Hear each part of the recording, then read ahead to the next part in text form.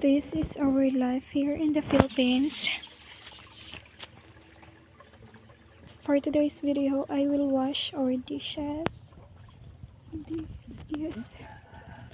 This is the water.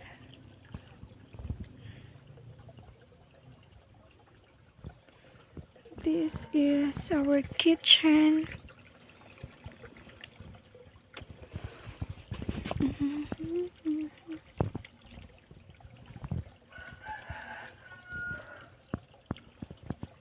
The dishes.